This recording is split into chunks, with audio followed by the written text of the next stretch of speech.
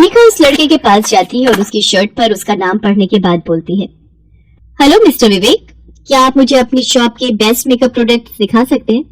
या sure ma'am, please come with me. Kanika Vivek के साथ शॉप के अंदर जाती है, जहां विवेक उसको सभी यूज्ड सैंपल दिखाने लगता है, जिस पर कनिका बोलती है, एक मिनट, मुझे अनयूज्ड प्रोडक्ट दिखाइए। मुझे सेकंड हैंड चीजें पसंद नहीं है और आप चिंता मत कीजिए, अगर मैं कुछ देखूंगी तो बिना खरीदे नहीं जाऊंगी। विवेक उसको अपनी शॉप के सबसे महंगे प्रोडक्ट्स दिखाता है और कनिका बिना किसी मोल भाव के सब कुछ खरीद लेती है।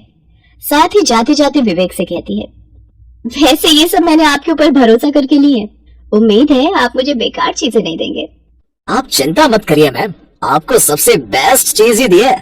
मैम नहीं, कनिका बोलो। और हाँ, प्लीज आप मुझे अपना नंबर दे दो, अगर कोई प्रॉब्लम होगी तो मैं आपसे सीधा फोन पर बात कर लूंगी। विवेक अपने नंबर कनिका विवेक को मिलने के लिए बुला लेती है और उसके दिए प्रोडक्ट्स के बारे में जानकारी लेती है। कुछ समय में ये मुलाकात प्यार में बदल जाती है और कनिका के साथ साथ विवेक को भी उससे प्यार हो जाता है। एक शाम एक महंगे होटल में कैंडल लाइट डिनर करते हुए कनिका विवेक का हाथ पकड़ते हुए बोलती है, विवेक, मैं तुमसे प्यार करने लगी हूँ और ये बात तुम जानते हो, इसलिए मैं इस प्यार के रिश्ते को जिंदगी भर के साथ में बदलना चाहती हूँ। क्या तुम मुझसे शादी करोगे? Will you marry me? Vivek ये सुनकर थोड़ा हैरान होता है और कनिका से अपना हाथ छुड़वाते हुए कहता है, कनिका, प्यार मैं भी तुमसे बहुत करता हूँ, लेकिन शादी एक बहुत बड़ा फैसला है, इसलिए मैं अपनी पिछली जिंदगी के बारे में तुम्हें कुछ बताना चाहता हूँ। विवेक, मुझे तुम्हारी पिछली जिंदगी से कोई फर्क नहीं पड़ता, तो क्या ही बताना है। मैं तुमसे प्यार करती हूँ, मुझे तुम्हारे साथ रहना है, तुम जैसे हालातों में मुझे रखोगे मैं खुश रहूंगी। बात वो नहीं है, तुम एक अमीर लड़की हो जिसको एक बार इस्तेमाल की हुई चीज दोबारा इस्तेमाल करना पसंद नहीं है, और यहाँ तुमको एक बार पति बना हुआ पति कैसे मंजूर होगा? मतलब तुम कहना क्या चाहते हो, साफ साफ कहो। यही कि मैं एक छोड़ा हुआ पति हूँ। मेरी पहले शादी हो गई थी, लेकिन मेरी पत्नी ने मुझे छोड़ दिया क्योंकि मैं उसके सपने, उसकी ख्वाहिशें पूरा करने के लायक नहीं था। तुम्हारे लिए मैं एक सेकंड हैंड पति होऊंगा, शायद जिसको तुम कभी ना अपनाओ। ये सब सुनकर कनिका को अपने कानों पर बिल्कुल भी विश्वास नहीं हुआ और वो विवेक को बिना कोई जवाब दिए चुपचाप घर वापस आ गई और अपने कमरे में सारे सामान को तहस नहस कर दिया और चिल्लाते हुए कहने लगी, नहीं नहीं नहीं, मैं जिससे प्यार करती हूँ वो सेकंड हैंड नहीं हो सकता। मेरा विवेक सिर्फ मेरा है, मुझसे पहले उसकी जिंदगी में कोई और था, मैं ये कभी बर्दाश्त नहीं कर सकती। कनिका की आवाज सुनकर उसकी माँ पूनम उसके कमरे में आती है और कमरे की हालत देखने के साथ साथ कनिका की हालत देखकर उसको प्यार से गले लगाती हैं और बोलती हैं, मेरी बच्ची, क्या हुआ तुझे? आज से पहले तो कभी नहीं रोई मेरी लाडो। कनिका रोते रोते सब कुछ माँ को बताती है, जिसके बाद उसकी माँ उसको समझाते हुए कहती है, देख बेटा, प्यार फर्स्ट हैंड या सेकंड हैंड नहीं होता, प्यार तो हमेशा प्यार होता है और प्यार का रिश्ता हमेशा नया होता है। विवेक तुमसे बहुत प्यार करता है, इसीलिए तो उसने तुम्हें सब कुछ सच सच बता दिया ताकि सच पता चलने पर तुम उसे छोड़कर ना चली जाओ। लेकिन माँ, उसकी पहले से पत्नी है, उसकी जिंदगी में मुझसे पहले भी कोई और है। तो क्या तेरी जिंदगी में कभी लड़के नहीं आए? तो क्या कभी किसी से पहले नहीं मिली? भले ही तुझे किसी से प्यार ना हुआ हो, लेकिन तूने दोस्त तो बनाए थे ना।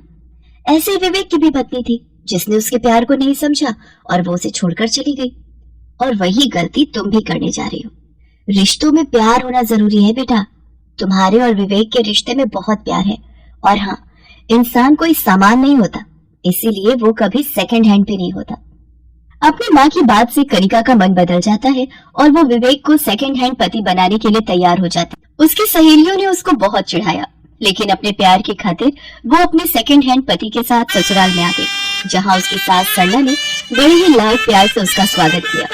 कुछ ही समय में विवेक के प्यार ने कनिका को ये सेकंड हैंड हस्बैंड वाली बात को भी भूलने पर मजबूर कर दिया।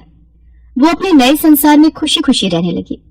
लेकिन एक दिन हिना नाम की एक औरत उनके घर पर आई और विवेक के बारे में पूछते हुए बोली, हेलो, विवेक है घर पर? तुम कौन हो और तुम्हें विवेक से क्या काम है? मैं जो भी हूँ, तुम सिर्फ ये बताओ विवेक है घर पर या नहीं। तभी वहाँ कनिका की सास सरला आती है।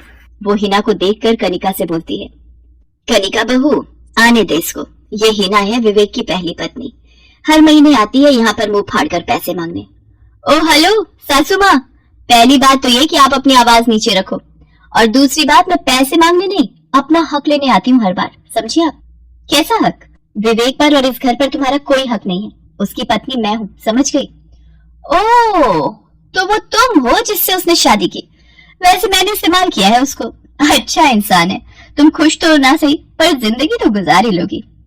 वो कोई सामान नहीं है जिसे जब चाहे इस्तेमाल कर दिया और जब चाहे छोड़ दिया। और तुम्हारे लहजे को देखकर साफ साफ पता चल रहा है कि विवेक ने तुम्हें क्यों छोड़ा। ओह जस्ट शट अप, उसने मुझे नहीं, मैंने उसे छोड़ा है। और रही बात चीज की, तो मैं उसके साथ नहीं हूँ, तो जाहिर सी बात है कि उसकी क्वालिटी और डिसक्वालिटी मुझे तुमसे बेहतर पता है। और तुम्हें तो अच्छे से पता है कि कोई भी सेकंड हैंड चीज लेने से पहले उसके पहले मालिक से उसके बारे में अच्छे से पूछ लेना चाहिए। और तुमने तो सेकंड हैंड हस्बैंड लिया है, और वो भी बिना परखे। वो कोई सेकंड हैंड हस्बैंड नहीं है, समझ गई तुम? कनिका गुस्से में अपने कमरे में चली जाती है और खुद को बंद कर लेती है। सरला हिना को घर से बाहर निकालने लगती है कि तभी विवेक वहां आ जाता है और उसको देखकर बोलता है, तुम यहाँ क्या कर रही हो? माँ, कनिका ने उसको देखा तो नहीं? अरे देखा क्या, हमने तो बहुत सारी बातें भी की, और तो और वो बहुत खुश हुई कि मैंने उसको उसके सेकंड हैंड हस्बैंड की कुछ क्वालिटीज बता दी। क्या बकवास कर रही हो? और तुम्हें किसने हक दिया मेरी बसी बसाई जिंदगी में दखल देने का? बेटा दखल ही नहीं दिया, बल्कि इसने कोई कसर नहीं छोड़ी तेरा घर तोड़ने में। कनिका बहुत गुस्से में अपने कमरे में गई है। माँ, इसको कल इस महीने के पैसे देकर दरवाजे से ही बाहर फेंक देना। मैं कनिका के पास जाता हूँ और तुम निकलो अब यहाँ से, कल आना। विवेक जल्दी से कनिका के पास जाता है, लेकिन गुस्से में उसने दरवाजा बंद किया होता है, जिस कारण दरवाजे पर ही खड़ा विवेक बोलता है, देखो कनिका, जो हुआ उससे तुमको बुरा लगा, लेकिन तुमने खुद देखा कि हिना मेरी कोई इज्जत नहीं करती। उसके लिए मैं एक सामान हूँ जो अब सेकंड हैंड हो गया है। मैंने उसको अपनी हैसियत के मुताबिक हर खुशी देनी चाहिए, फिर भी अंत में मुझे ही एक सामान की तरह बदल दिया गया। बताओ इसमें मेरी क्या गलती है? कमरे के अंदर बंद कनिका विवेक की बातें सुनकर और जोर जोर से रोने लगती है, और कुछ देर में उसने दरवाजा खोला, जिसके बाद विवेक के गले लगकर वो बोली, विवेक तुम सेकंड हैंड हस्बैंड नहीं हो, तुम इंसान हो यार। कोई सामान नहीं हो जिसे छोड़ दिया तो वो पुराना हो जाएगा या सेकंड हैंड हो जाएगा। और रही बात इस हिना की, तो उसे तो अब मैं सबक सिखाऊंगी। रहने दो, हम उसके जैसे नहीं हैं जो बदला ले। बदला तो नहीं, लेकिन इंसान और सामान में फर्क समझाना बहुत जरूरी है उस औरत। अगले दिन जब हिना घर आती है तो विवेक कनिका के साथ बैठकर चाय पी रहा होता है। ये देखकर हिना बोलती है, अरे वाह, सेकंड हैंड हस्बैंड के साथ चाय पी जा रही है। वैसे तुमको तो चाय पसंद ही नहीं थी ना? आ गई तुम, आओ आओ। हिना सोफे पर बैठने जाती है, तभी कनिका उसे टोकते हुए बोलती है, ओह सुनो सुनो, सोफे पर नहीं, नीचे बैठो। वो क्या है ना, हम पुरानी चीजों को सर और सोफे पर नहीं बिठाते। व्हाट द हेल, मैं कोई पुरानी चीज नहीं हूँ, समझी? तुम एक ऐसी पुरानी चीज हो जिसको कोई नया खरीदार मिल ही नहीं सकता, इसलिए तुम अपने पुराने मालिक के पास मरम्मत के पैसे लेने आती हो। क्या बकवास कर रही हो? तुम्हारी हिम्मत कैसे हुई मुझे चीज बोलने की? जैसे तुमने कल मेरे पति को कहा था ना, तो मुझे बुरा लगा था, और आज मैंने कहा तो तुम्हारे तन बदन में आग लग गई। लेकिन क्या करें, तुम्हें यही भाषा समझ में आती है तो यही सही। तुम्हारे लिए लोग सामान है तो इसी भाषा में बात करेंगे ना। और हाँ, यहाँ आकर हर महीने पैसे लेना बंद करो अब तुम। ये कहकर कनिका हिना के हाथों में नोटों की गड्डी पकड़ाते हुए कहती है, ये लो तुम्हारी 1 साल की किस्तें, और अब मुझ पर रहम करके ना अपना ये पुराना और गंदा सा मुंह लेकर अगले साल मेरे सामने दोबारा मत दिखाई देना। अब निकलो यहाँ से, तुम्हारे जाने के बाद घर की सफाई भी करनी है। वो क्या है ना, पुरानी चीजें जब घर से निकलती है तो बड़ी गंदगी फैल जाती है।